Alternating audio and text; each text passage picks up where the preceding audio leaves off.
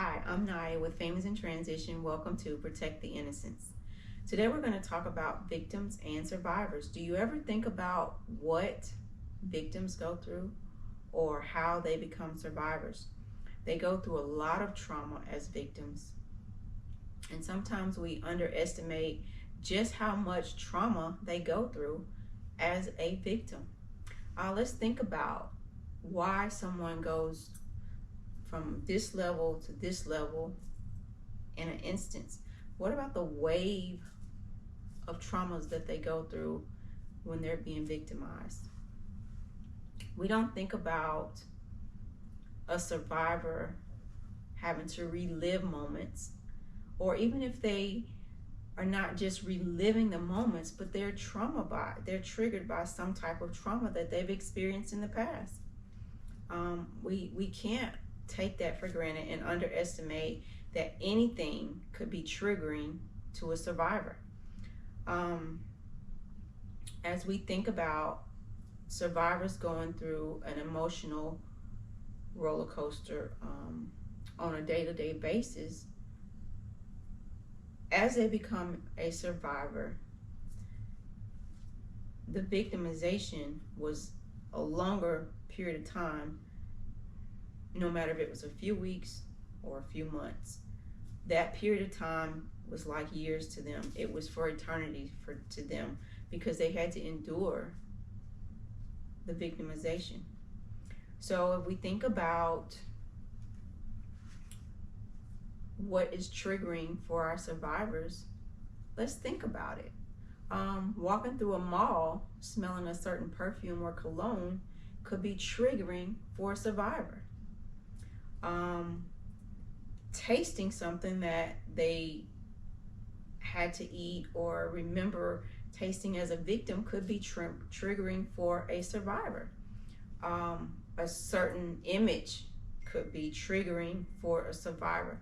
We don't ever know what is going to trigger our survivors as they walk that journey of life, and they're trying to learn how to cope or get established in day-to-day life activities. It's not easy. It's very hard.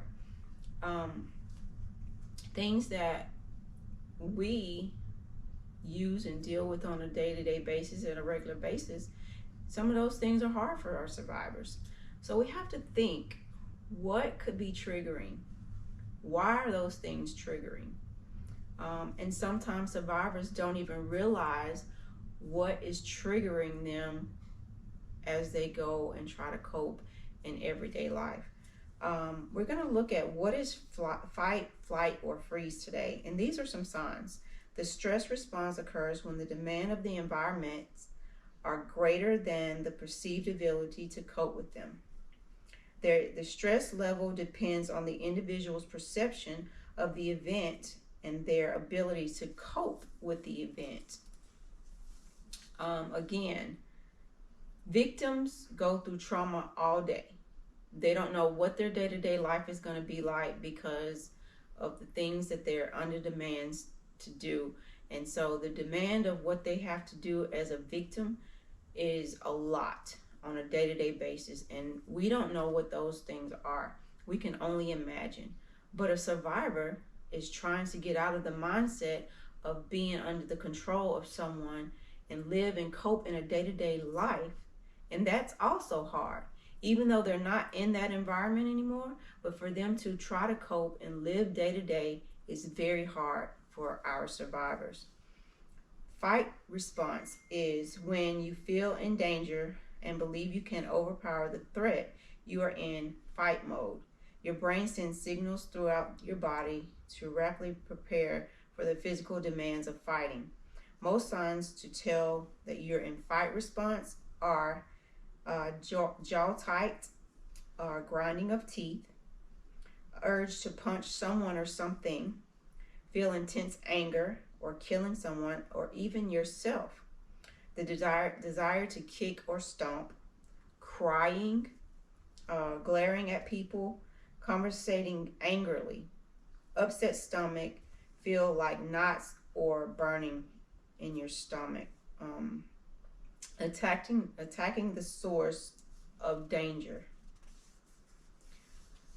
The flight response is this is believed you can defeat the danger by running away. In some cases, running away is the best decision. Take a burning building for an example. Unless you are a firefighter, the best thing for you to do is get out of the building fast as you can. These are some of the examples of the emotions that the physical and emotional response of flight mode. Excessively exercising, feeling fidgety, tense, or trapped, constantly moving legs, feet, or arms, restless body that will not stop moving, sensation of numbness in its extremes, dilating eyes, darting eyes. Again, don't forget that the survivors sometimes feel these triggers through different things and events of life that they were used to getting as victims. So these are some things that they still deal with as survivors. Freeze response. When you feel neither like fighting nor flighting, freeze is an option.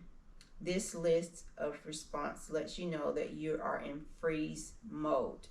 Pale skin, sense of dread, feeling stiff, heavy, cold, or numb, loud pounding heart, decreasing in heart rate, sensitive tolerating stress.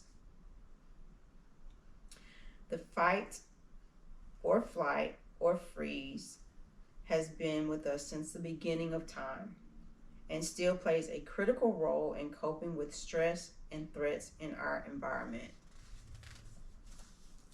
Guys, survivors have a lot to deal with, just like victims have a lot to deal with.